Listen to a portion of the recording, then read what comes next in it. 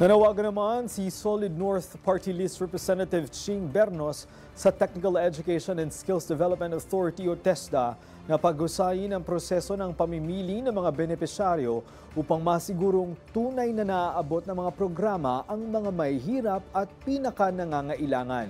Ito'y matapos pong lumabas sa pag-aaral ng Philippine Institute for Development Studies na bumaba ang bilang ng mahirap na lumalahok sa TESDA training mula 2018 hanggang 2022.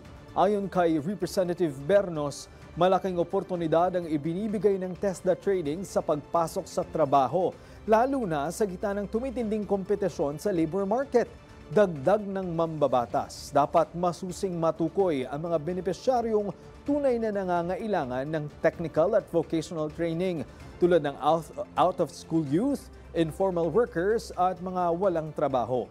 Hinimok rin ni Representative Bernos ang TESDA na regular na makipag-ugnayan sa iba't ibang industriya at local governments upang masiguro na tugma ang kanilang course offerings sa pangailangan ng labor market.